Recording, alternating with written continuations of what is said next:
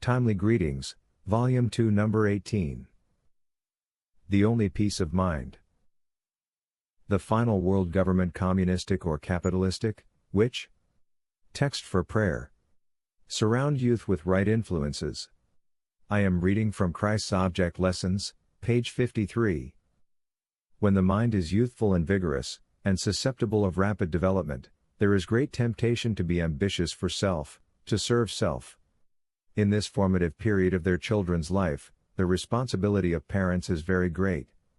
It should be their study to surround the youth with right influences, influences that will give them correct views of life and its true success. The more the desire for pleasure is indulged, the stronger it becomes. The interest of these youth is more and more absorbed in amusement, until they come to look upon it as the great object of life. They form habits of idleness and self-indulgence that make it almost impossible for them ever to become steadfast Christians. We are here enjoined to pray that the youth be trained and weaned from serving self, that the parents themselves learn this, for in many instances parental impulses lead the children into worldliness and pride, that the parents and children realize that the more the desire for pleasure is indulged, the stronger it becomes and the more impossible it is to satisfy, that we all understand that unless the youth are given correct views of life and its true success, they will become absorbed in amusement and come to look upon it as the great object in life. The Final World Government, Communistic or Capitalistic, which? Revelation 17, 18. Revelation 17, 1-3.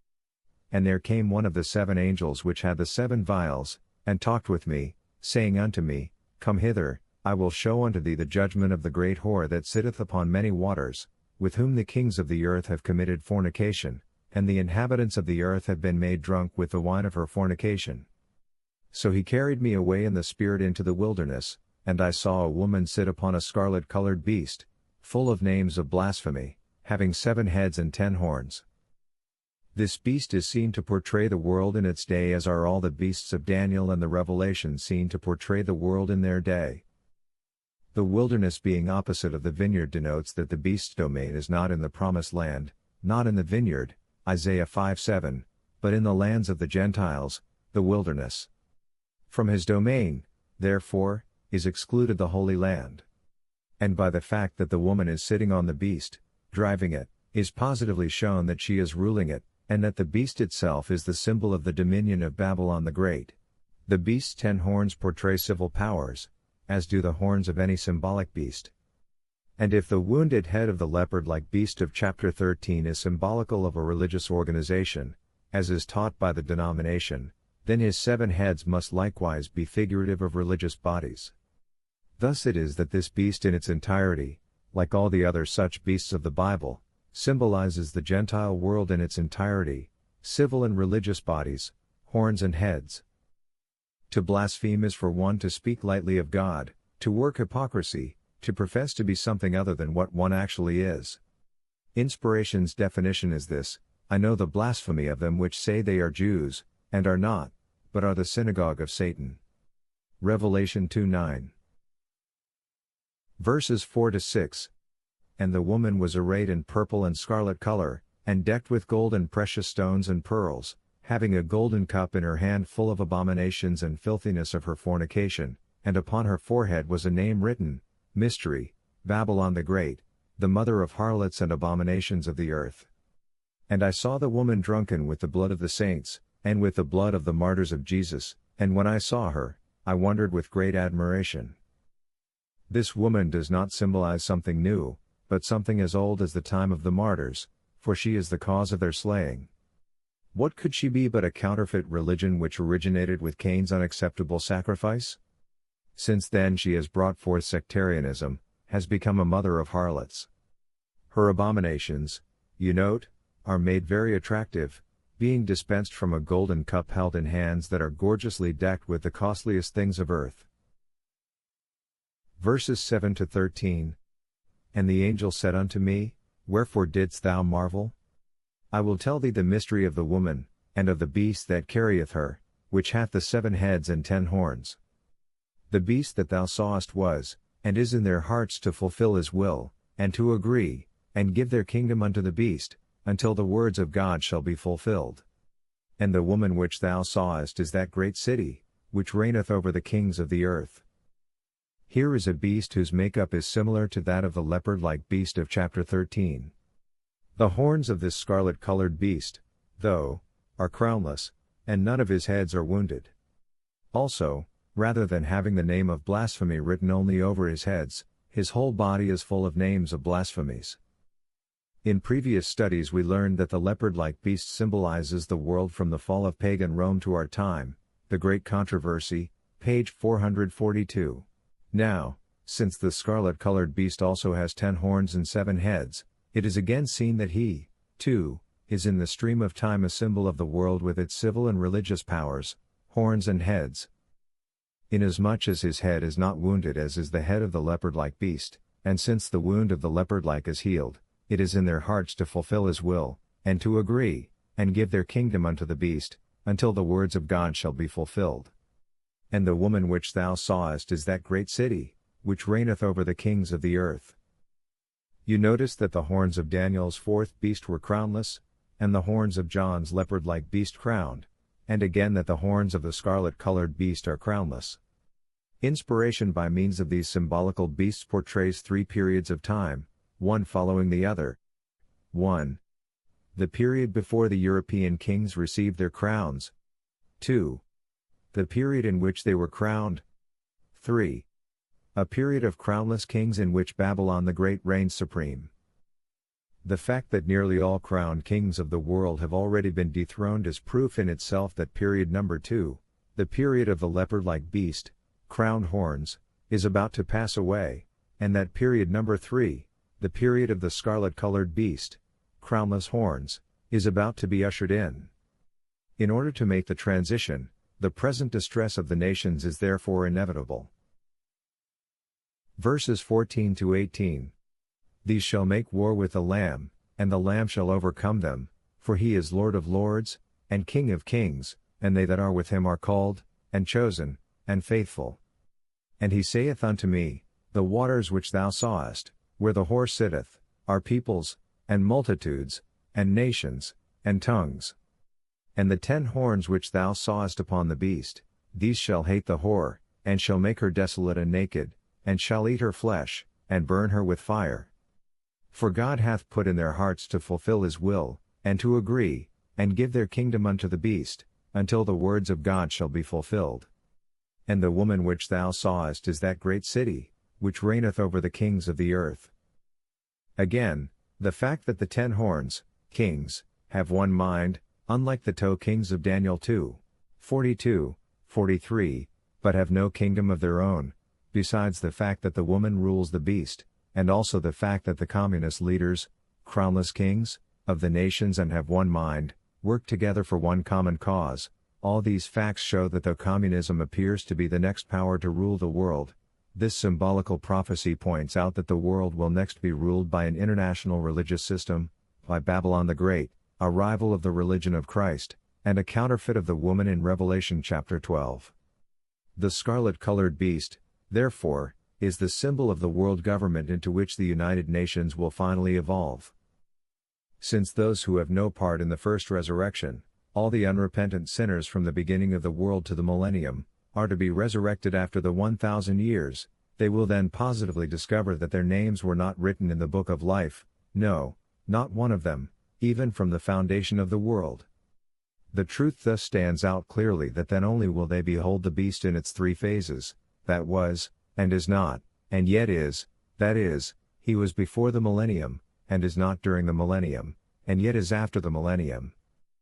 He is not during the 1,000 years because at the commencement of the 1,000 years, the beast and the false prophet are cast into the lake of fire, then the remnant, all the rest who came not out of Babylon's domain, are slain with the sword of the King of kings, and Lord of lords. Revelation 19:21, 16. To summarize, having lived before the millennium, and also after the millennium, and being dead during the millennium, the beast is seen in 3 phases, in 3 periods, the premillennial in which he was, the millennial in which he is not, and postmillennial, in which he is. He shall ascend out of the bottomless pit, out of the pit, in which Satan himself is to be bound for a 1,000 years, and then go into perdition, Revelation 17:8, that is, he will shortly be put to his second death from which there is no resurrection. He is the eighth, and is of the seven, that is, there are 4 beasts in Daniel 7, 2 in Revelation 13, and 1 in chapter 17, 7 beasts in all. But the seventh lives twice, and thus after his resurrection he is the eighth, but is of the seven. Then he goes into perdition, suffers the second death. The statement, and there are 7 kings, shows that these kings are not in the symbolism, that is, they are not the horns, nor are they the heads. All the horns and the heads are present on the beast, whereas the 7 kings are not there symbolized, 5 are fallen, 1 is, and the other is yet to come. We must fully realize that God through this symbolism summarizes the history of the entire world, for the beast, as I said before, is symbolical not only of the premillennial world but also of the postmillennial wicked world. The 7 kings of kingdoms from the foundation of the world before the flood. 1. The ancient world before the flood. 2. The ancient Babylonian Empire. 3. The Medo-Persian Empire. 4. The Grecian Empire. 5. The Roman Empire. These are fallen. 6. The one that is the world to which the present distress of nations is to give birth, the premillennial, and of which the beast itself, in his first phase, is the symbol. And 7. The one that is to come, is the world after the 1,000 years, of which the beast itself, in its third phase, is also a symbol. Thus along with this symbolism the world of sin is represented from its beginning to its very end. This beast, therefore, is the symbolical summary of the whole world. The 1 hour is obviously the time from the 11th to the 12th allegorical hours as set forth in Matthew 26. Number 10 in this instance, as elsewhere in the Bible, carries the meaning of universality. The 10 kings have no kingdom while the woman drives the beast, but jointly with the beast they will have power as kings. The phrase, as yet, implies that after the 1 hour they will receive their kingdom. Revelation 17:14. These shall make war with the Lamb, and the Lamb shall overcome them, for he is Lord of lords, and King of kings, and they that are with him are called, and chosen, and faithful. These kings are to be anti-religious and therefore anti-Christian. They shall eventually make war with the Lord and with his called, chosen, and faithful ones, but the Lamb shall overcome the kings. The woman, as shown before, is the symbol of a confederated religious system with which the horns are not only in disagreement but are also her enemies. Consequently, after the symbolical hour is past, they unseat her from the beast, make her desolate, and burn her with fire. Then it is that they receive their kingdom for a season and time. Daniel 7:12. Verse 17. For God hath put in their hearts to fulfill his will, and to agree, and give their kingdom unto the beast, until the words of God shall be fulfilled. The call to come out of Babylon, Revelation 18:4, is a call to God's people to come out of her geographic dominion. The 18th chapter is a continuation of the 17th, and so we shall study it also. Revelation 18:1. And after these things I saw another angel come down from heaven, having great power, and the earth was lightened with his glory. After what things? After the scarlet-colored beast comes into being and while the woman, Babylon, is sitting upon him. It is then that the earth is to be lightened with the glory of the angel, with the message of the hour. Revelation 18:2-4. And he cried mightily with a strong voice, saying, Babylon the great is fallen, and is become the habitation of devils, and the hold of every foul spirit, and a cage of every unclean and hateful bird.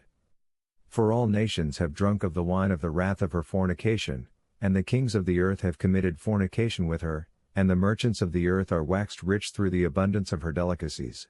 And I heard another voice from heaven, saying, Come out of her, my people, that ye be not partakers of her sins, and that ye receive not of her plagues. A heavenly voice, the Spirit of truth, is heard calling God's people out of Babylon after the earth is lightened with the glory of the angel. For God's people to come out so that they be not partakers of her sins and receive not of her plagues, they must necessarily be called into a place that is free from sin, and thus be saved from Babylon's plagues. Consequently they go into a purified sinless church, and a land that is not in danger of the plagues. Revelation 18:5-7. For her sins have reached unto heaven, and God hath remembered her iniquities. Reward her even as she rewarded you, and double unto her double according to her works, in the cup which she hath filled fill to her double. How much she hath glorified herself, and lived deliciously, so much torment and sorrow give her, for she saith in her heart, I sit a queen, and am no widow, and shall see no sorrow. She has rewarded God's people with evil, and now she is to be paid back double. She has boasted of ruling the world, and has said in her heart that she is not a widow, that God is her husband, but she finds herself mistaken. Revelation 18:8-13. Therefore shall her plagues come in one day, death, and mourning, and famine, and she shall be utterly burned with fire, for strong is the Lord God who judgeth her. And the kings of the earth, who have committed fornication and lived deliciously with her, shall bewail her, and lament for her, when they shall see the smoke of her burning, standing afar off for the fear of her torment, saying, Alas, alas that great city Babylon, that mighty city! For in 1 hour is thy judgment come. And the merchants of the earth shall weep and mourn over her, for no man buyeth their merchandise any more, the merchandise of gold, and silver, and precious stones, and of pearls, and fine linen, and purple, and silk, and scarlet, and all fine wood, and all manner vessels of ivory, and all manner vessels of most precious wood, and of brass, and iron, and marble, and cinnamon, and odors, and ointments, and frankincense, and wine, and oil, and fine flour, and wheat, and beasts, and sheep, and horses, and chariots and slaves, and souls of men. She has had everything put into her hands, and her hands put into everything, but now her glory comes to an end. Revelation 18:14-21. And the fruits that thy soul lusted after are departed from thee, and all things which were dainty and goodly are departed from thee, and thou shalt find them no more at all. The merchants of these things, which were made rich by her, shall stand afar off for the fear of her torment, weeping and wailing, and saying, Alas, alas that great city, that was clothed in fine linen, and purple, and scarlet, and decked with gold, and precious stones, and pearls. For in 1 hour so great riches is come to naught. And every shipmaster, and all the company in ships, and sailors, and as many as trade by sea, stood afar off, and cried when they saw the smoke of her burning, saying, What city is like unto this great city? And they cast dust on their heads, and cried, weeping and wailing, saying, Alas, alas that great city, wherein were made rich all that had ships in the sea by reason of her costliness. For in 1 hour is she made desolate. Rejoice over her, thou heaven, and ye holy apostles and prophets, for God hath avenged you on her. And a mighty angel took up a stone like a great millstone, and cast it into the sea, saying, Thus with violence shall that great city Babylon be thrown down, and shall be found no more at all. What violence! And what an inglorious end when the 10 horns take hold of Babylon, the headquarters of that pretentious, self-righteous worldwide power. Now is our time and opportunity to get ready for the 4 winds to be let loose, and prepare an asylum, a sinless place for the gathering of the people, and for the finishing of the gospel work in all the world. Revelation 18:22-24. And the voice of harpers, and musicians, and of pipers, and trumpeters, shall be heard no more at all in thee, and no craftsman, of whatsoever craft he be, shall be found any more in thee, and the sound of a millstone shall be heard no more at all in thee, and the light of a candle shall shine no more at all in thee, and the voice of the bridegroom and of the bride shall be heard no more at all in thee, for thy merchants were the great men of the earth, for by thy sorceries were all nations deceived. And in her was found the blood of prophets, and of saints, and of all that were slain upon the earth. We see that this system of government is set up for no other purpose than to make its adherents rich in the name of religion, a practice which supersedes all other forms of idolatry. If our hearts are set on wealth, If our love of money becomes greater than our love to help set up the kingdom, then there is no hope. Such shall find themselves magnetically drawn down into Babylon. We must remember that the love of money is the root of all evil, that it is easier for a camel to go through the needle's eye than for a rich man to enter into the kingdom. But, sad to say, in spite of this solemn warning, we see even the most informed in the things of God fall victims to such filthy lucre.